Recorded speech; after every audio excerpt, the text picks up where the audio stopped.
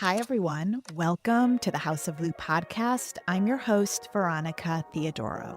This episode is sponsored by Music at the Intersection. My guest today is someone I have been wanting to meet and talk to since I first ran across one of her Instagram posts in the days following the tornado. Her name is Allie Rand. Some of you may already follow her. That first post of hers was a picture of a beautiful old house on Washington Terrace that I know fairly well. I've seen it, I've walked past it, I've admired it. Allie was there with a group of volunteers helping to clean up the debris and board up the house. I would remember just being, really impressed by her. Here she was, a busy mom, wife, homeowner, yet she was finding the time and the energy during those early days to get out, spread the word about the devastation in our community. It's been almost 3 months since the tornado. In that time, Allie and her team of volunteers have continued to sweep up debris, stack bricks, provide meals, fund dumpsters, log requests with the city, and so much more. We're going to learn all about Allie and her team today. But first, here's what's been going on in and around my house. I'm recording this episode on July 24th, and we are in the middle of a heat wave. If you're in St. Louis, you know exactly what I'm talking about. In my neighborhood, we're really feeling the heat due to the lack of shade from trees.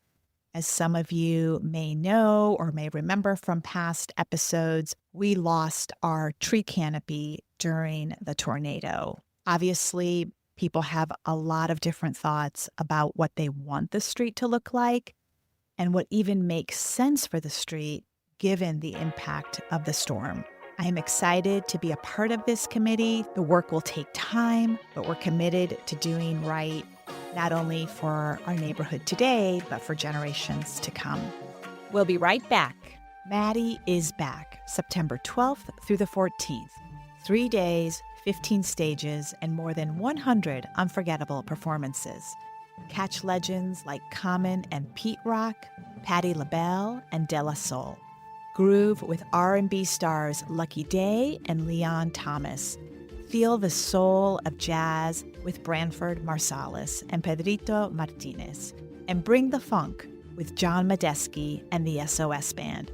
Enjoy live music, art exhibits, food trucks, vendors, and good vibes. All in the streets of the Grand Center Arts District. Grab your passes now at maddiestl.org. And now, on to my interview. Welcome to the podcast, Allie. Thank you for having me. It's so nice to meet you. We live so close to one another, and our children go or graduated from the same school. Yes. I know you have young ones, but we've never had the chance to meet, and I'm so happy you're here. I'm so appreciative and so lovely to meet you in person and find all these shared connections. Yeah, absolutely. So, are you originally from St. Louis? No, I'm Okay. from Ohio. Okay. I started coming to St. Louis about 20 years ago now. So I went to Miami, Ohio, and I lived in a dorm with some girls from Villa. Okay. And they were just the most amazing girls and invited me to come to St. Louis that summer after freshman year. And my now husband also lived in that same dorm. So over that summer, we met up and we did all these amazing, very St. Louis things. And I just fell in love with him and with the city. And so I felt such a sense of connection here. And I don't know if I can really explain it other than the people at the time, but I was blown away by the accessibility of the city, the culture in different neighborhoods, the restaurant scene. It was just very exciting to me. And that was 20 years ago. ago. So things have definitely changed Yes. over the years. And I'm sure in your perspective have only gotten better, Absolutely. I would imagine. So I know you live in the Central West End, Yes. but you're somewhat new to the Yes. neighborhood. Tell me a little bit about why you decided to move to the city. Yes. So we were down in Naples, Florida for 5.5 years prior to moving back to St. Louis. Okay. So my oldest daughter, Palmer, she's now 9, was born here. When she was 1, we got the transfer for work to go down to Florida. So we did that. We had our next 2 children, Augie and Whitley, down in Naples. And after Whit was born, I felt the most sudden urge to come back here. I think I had gone from homesick to true longing to raise my children here. And I knew that this was the place for us. So we decided, this was like during the COVID time, Okay. to make that move back. And the market was just wild. Yeah. So we were looking everywhere. And we had a wonderful agent, Alex Thornhill. Oh, yes. She's so lovely. And so she was really helpful. And we bought a house without ever seeing it. Oh, So okay. Alex went and viewed it for us. She was incredible. And that house was in Ladue. So we moved back with our 3 kids. And 2 months later, I got surprise pregnant with the twins. Oh, my gosh. Yeah. So we went from 3 kids and 2 dogs to 5 kids and 3 dogs in a very short amount of time. Oh, wow. So we were in Ladue for right around a year. And on the last day of school, when Palmer was in 1st grade, so exactly a year later, I was at the Chase with a girlfriend that lives in the Central West End. And as we're sitting in the Chase, this listing for the house that we live in now came up. And from the movie, we were sitting in Little Mermaid. I sent it to my husband. And the text said, I really think we need to revisit the Central West End. Because just nothing had been available when we had looked the year prior. Right. And so the very next day, Alex took us to the open house or the showings. And I think we were the last appointment of the day. And we walked in and the twins were 2 weeks old. So we put them in the foyer of the house. My 4-year-old at the time fell asleep on the couch, just curled up in a ball and went right to sleep. And my daughter went straight upstairs to the 3rd floor and opened the cabinets, and they were just filled with American Girl dolls. Oh, sweet. It was like the house had just called us. So we did it, and it was the best decision we've ever made. The street, the neighborhood, the culture in the Central West End is unbeatable, in my opinion. The ability for 5 kids to get anywhere without a car. Right. Yes. It's so unique in that way, the Central So- West End, isn't it? So walkable, Yeah. so interesting. The So many- history. the history, so many free things to do. The Yeah. Chess Museum, everything that Forest Park has to offer. Exactly. I feel like I can raise my kids in the city, and if they wanted to go to New York or LA or Europe one day, they would be prepared. Yes. Yes. And they wouldn't be afraid. Speaking of which, my daughter has just returned from a summer in Europe, in London, and she is one of those kids who can go anywhere because she has been independent in that sense in our neighborhood Yes. for so many years. So I think what you said is right on track. I've also learned through my research that you've worked as an interior decorator. Yes. So I worked for a few years back when we were in St. Louis the last time. Okay. So pre-Florida, for a wonderful woman named Jenny Rapp, who owns Oh, yeah. JC Art Designs. Yes. She was fantastic. And then when I moved down to Florida, was doing my own projects on my own Cool. and raising the kids. And then when we got back here, dived into it again. In the past 2 years, it's been very sporadic. I do a lot of holiday decor and Oh, cool. tablescapes and antique hunting and small projects. Okay. But Good my to know. passion is really old historical homes. And I live across the street from one of my best friends who owns a company called Brit Design. She's a very talented historical designer in the Central West End. Oh, and can you say her name? Yes, Brittany Hearn Okay. is her name. Okay. And her company is called Brit Design. Cool. We have partnered up on some things together. She is just incredible. But it's this mutual shared love of historic homes. Yeah. And what better inspiration than our neighborhoods, right? Yes. I'm curious, based on the amount of volunteer work that you have done post-tornado, and we're going to get into all of that, are you someone who has always volunteered? Has that been a part of you, or is this something that's new to you? I think when things hit close to home, I calm myself and take away my own fears by jumping into action. I am not the type that waits on other people to do stuff for me. My husband will attest to this, either with changing a light bulb or painting. I'm like, I can do it myself. I don't do well waiting for help to come if Okay. I can offer that help. And so we did go through a few hurricanes when we lived down in Naples. And I knew that this was different when we went through the storm here. But I also saw what can happen when you just ask people to help. So when we lived in Naples for Hurricane Irma, very similar, started fundraising, having people send donations. And it was my St. Louis friends that stepped up.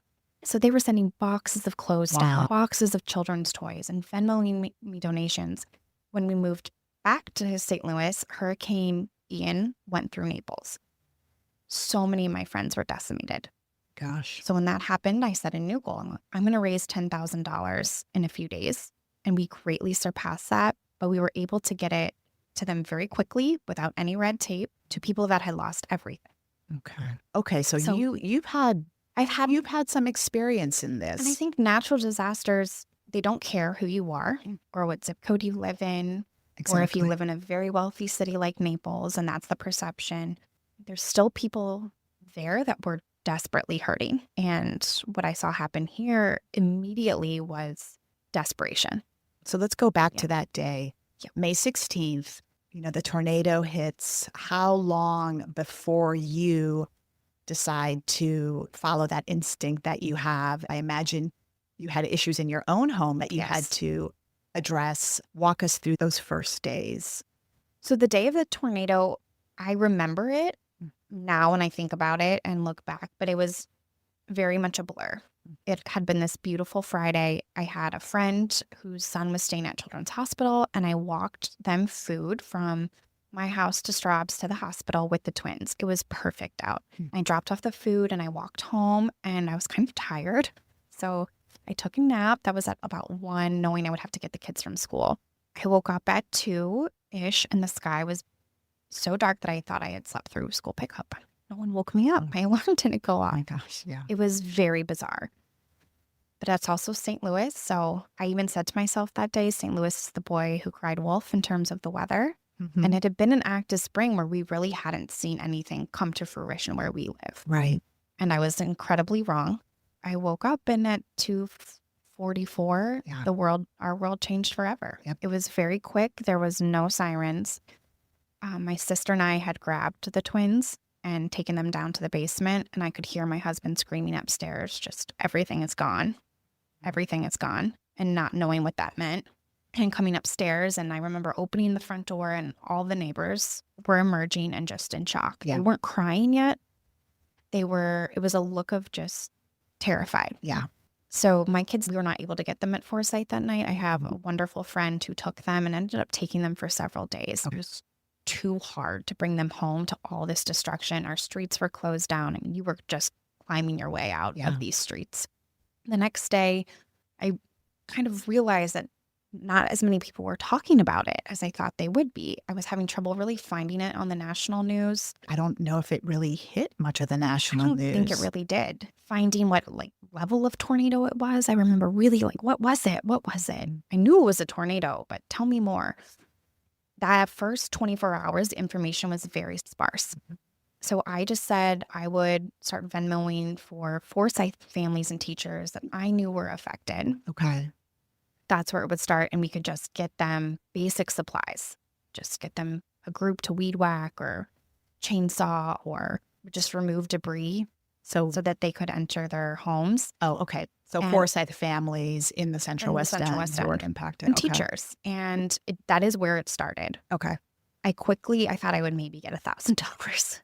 I think in the first 48 hours, I had $20,000. And I knew that the people of St. Louis knew this was bad. And so that Sunday, 2 days after the storm, we did our first boots on the ground day. And where were you? We were on Westminster. Okay. That full day. But we had groups also working on Kingsbury, helping some friends clear debris on Portland. Some friends were over on Waterman. I was on Westminster with a group. And how did you choose Westminster? So as we were walking down Union, I actually went to go to Washington Terrace first because I have connections on that street with family friends, and I couldn't do it. It was just so overwhelmingly painful. Yeah. And impassable. And impassable that I knew I wasn't ready for that street yet. So I went to Westminster, which was equally as hit. But I had some Forsyth teachers on that street. I knew we could be impactful. I knew that we could do quick work just stacking bricks and removing debris and helping people move out. There was so much to do. So we stayed on that street in and out for about 3 days, Okay. just triaging everything we could. What was the response like from the homeowners on the street? So grateful.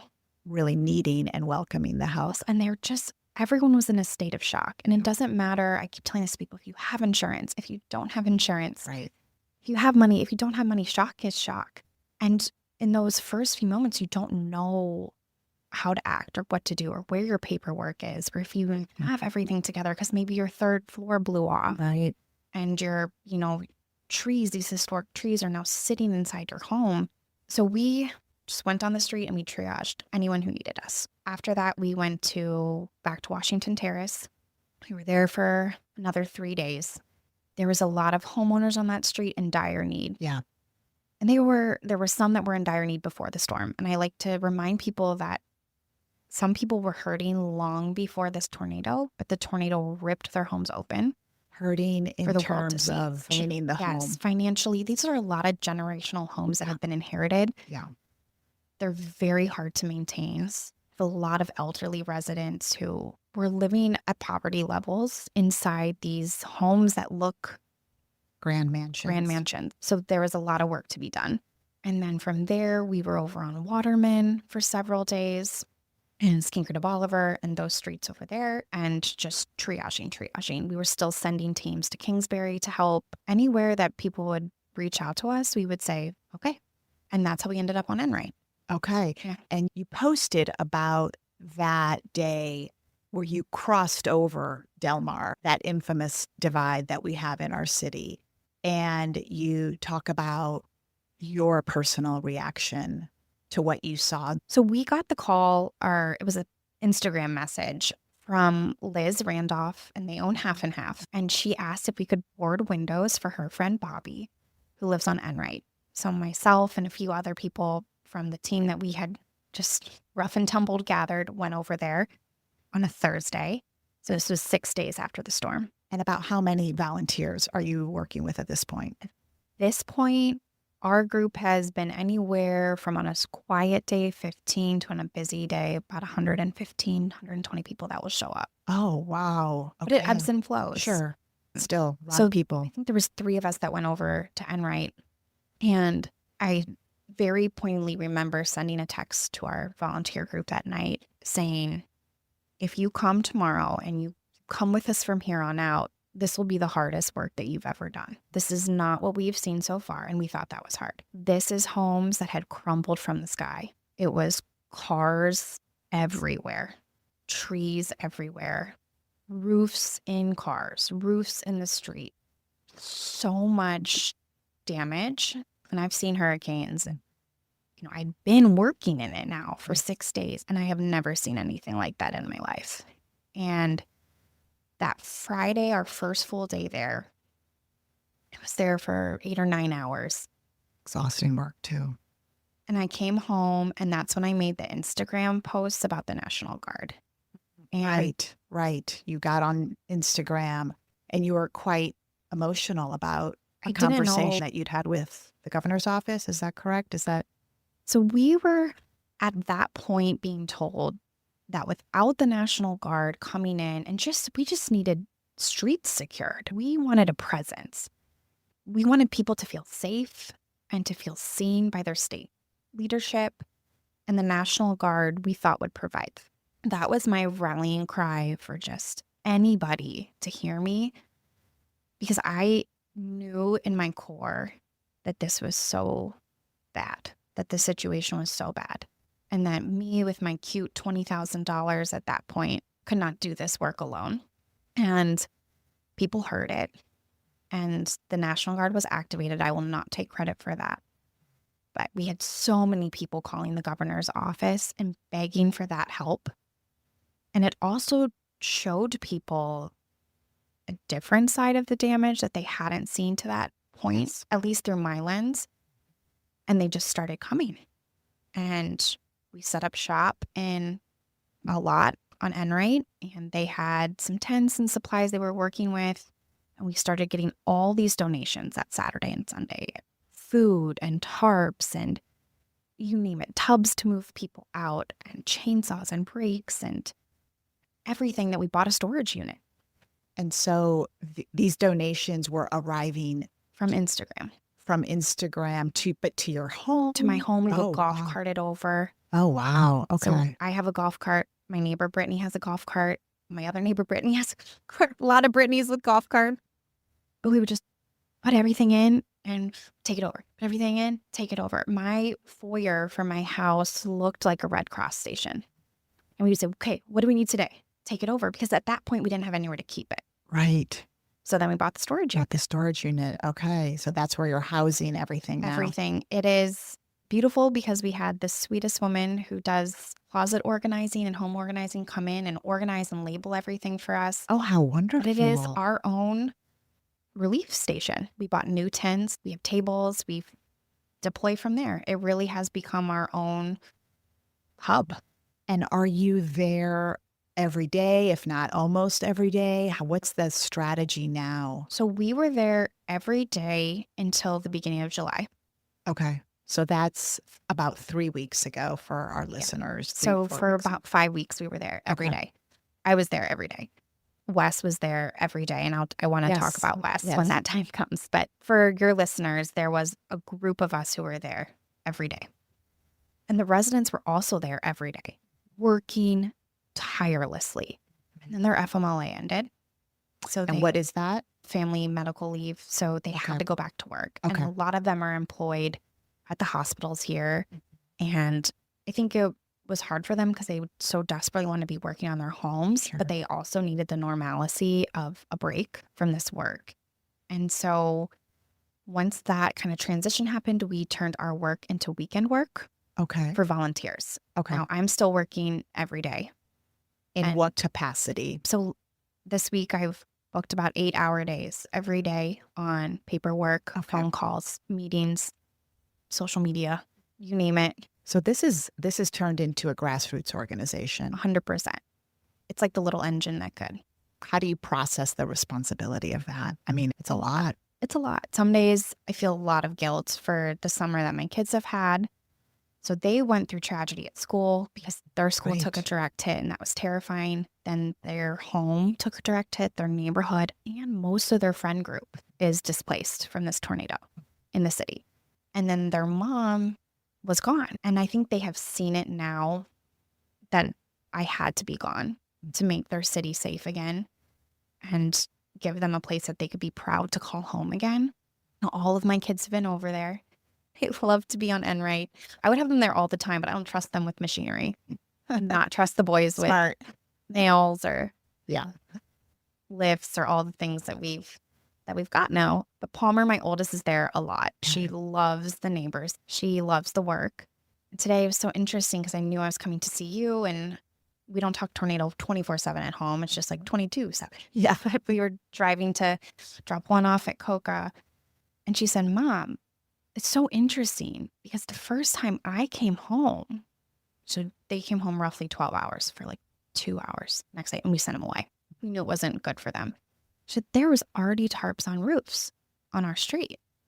I said, "Yes, there were." And she said, "But Mom, we still have so many homes in Academy that are not tarped." And she got very quiet. And I said, "Well, do you know why that is?" And she said, "Is it circumstance?" And I said, "It is." I said, "It's money. It's where you live. It's your address." And she said, "I understand why you can't quit."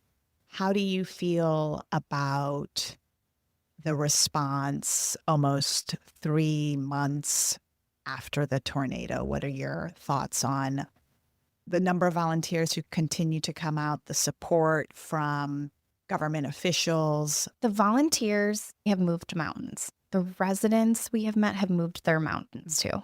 I have not met one resident who says, "I'm going to throw my hands up and give up." They have worked alongside us every day. They deserve all the credit. I say the residents have jumped through hoops. The volunteers have jumped through hoops. In my opinion, I don't think the city has jumped through hoops yet.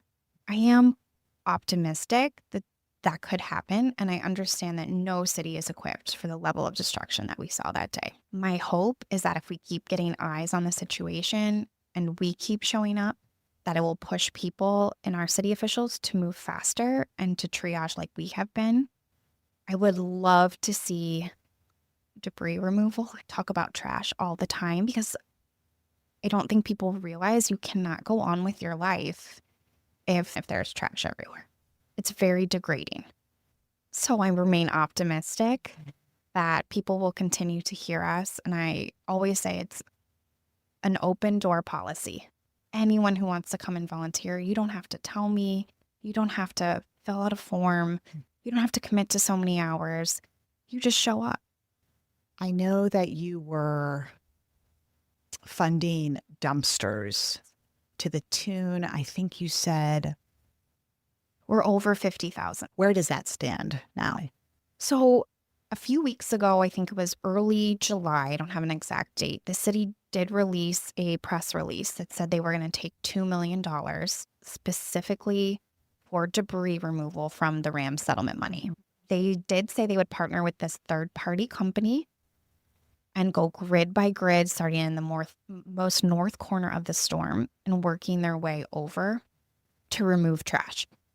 We haven't seen that yet, and I realize these things take time, but what's confusing for my team is that if you go on the city website, it's now saying to log Citizen Service Bureau's request to have your trash picked up, which we've logged hundreds. Right. We were then told to stop doing that because there was going to be this grid by grid approach.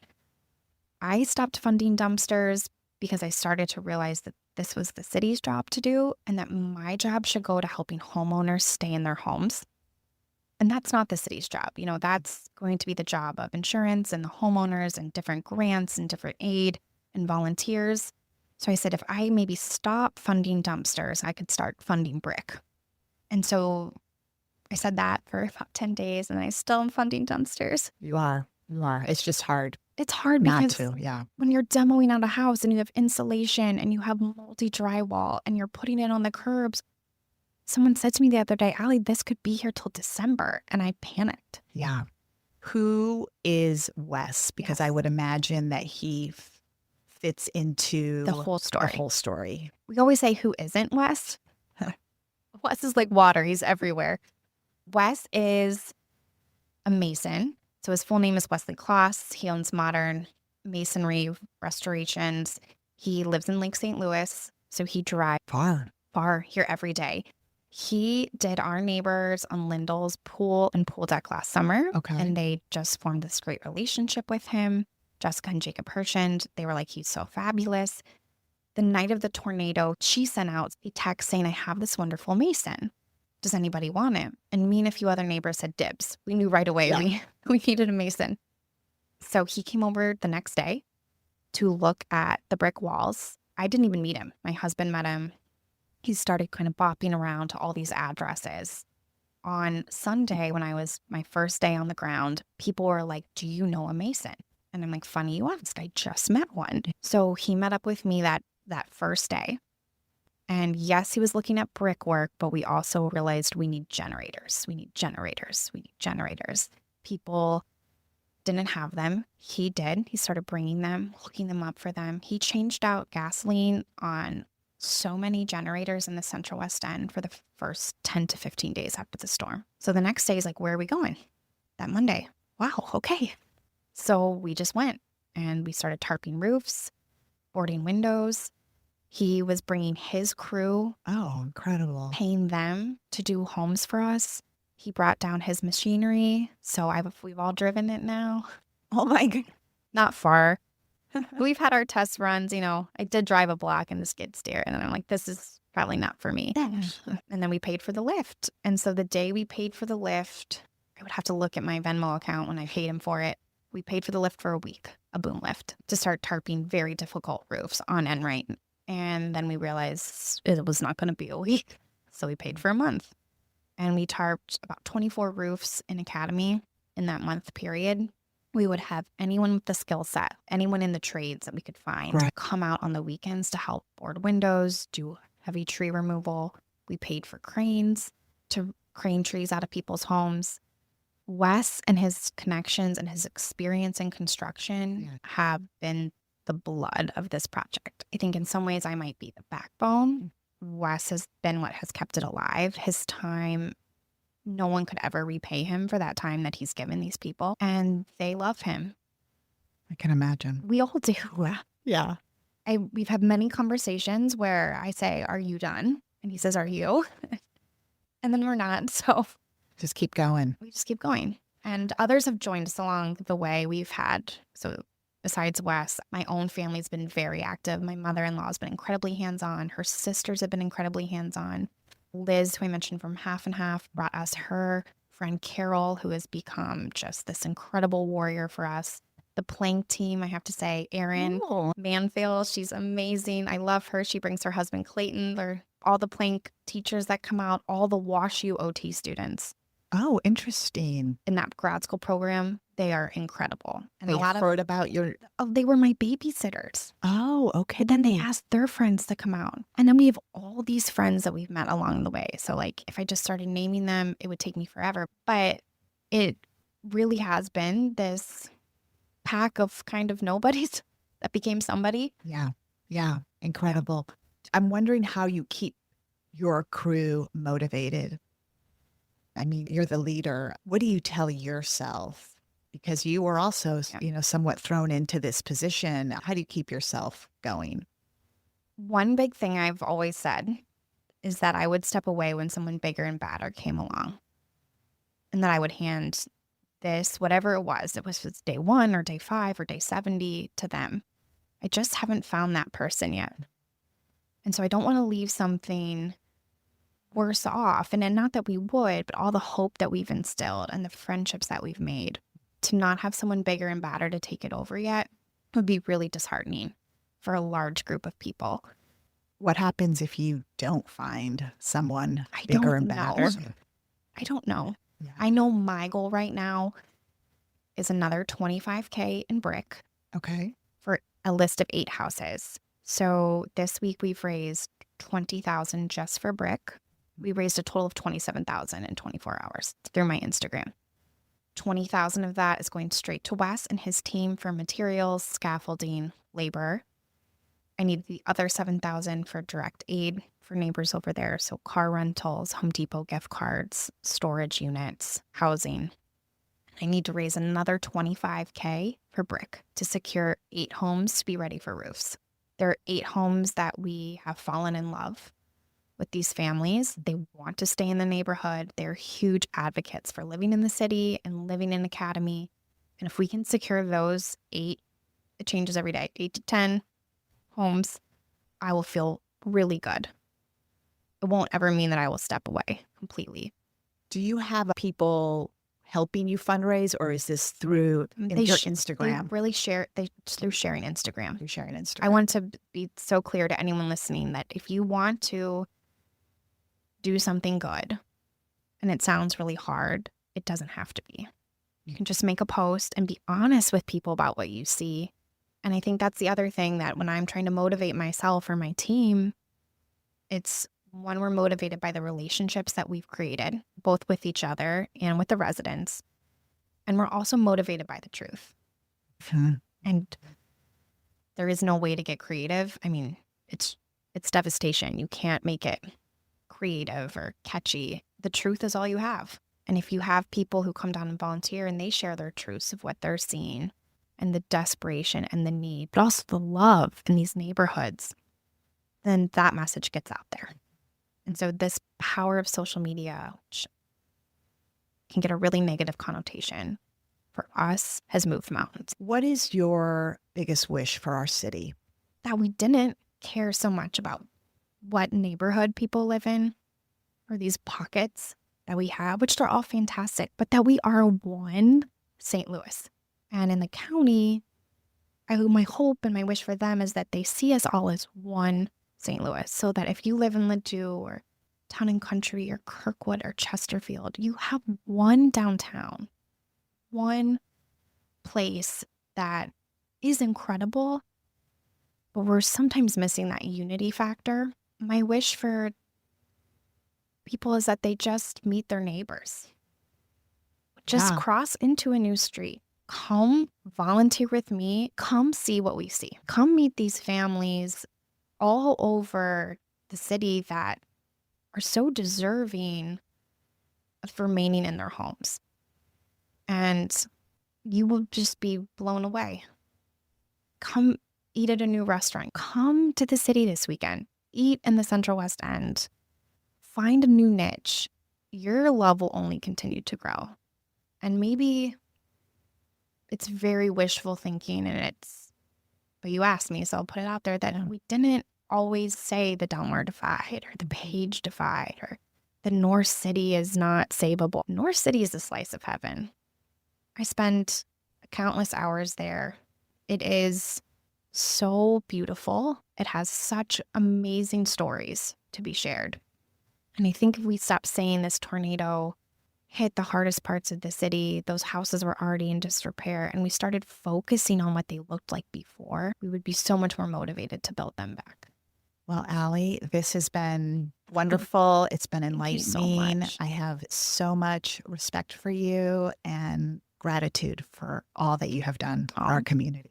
Well, I'm just so appreciative, and I think you having me here shows how much people are still listening and caring. And I think, if anyone wants to come work with us, I do post it all on my social media. It's just Allie Rand, ALIRAND, and come move bricks with us.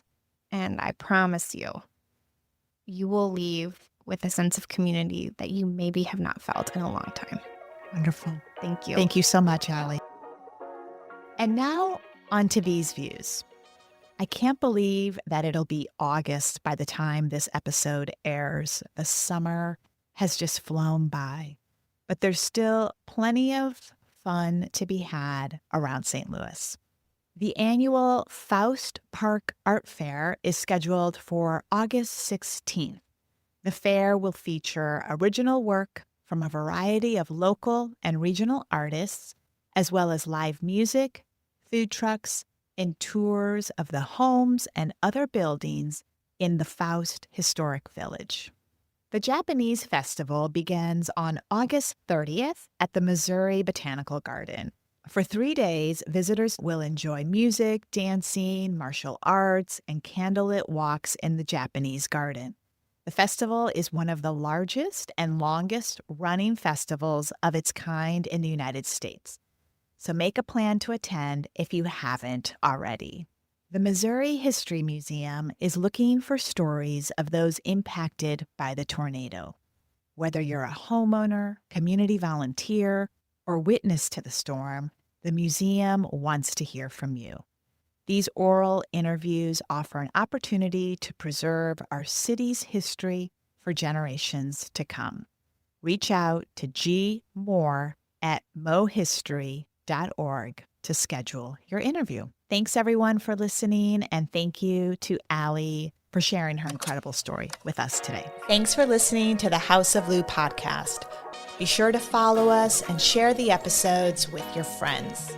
Be in touch. Subscribe to our design and home newsletter at stlmag.com/newsletters and follow along on Instagram at St. Louis Mag. You can follow me at VT Lookbook. If you loved what you heard, show us some love by rating and reviewing us on Apple Podcasts, Spotify, and wherever you choose to listen. We'll see you next time. And just remember, there's so much to see in St. Louis if you know where to look.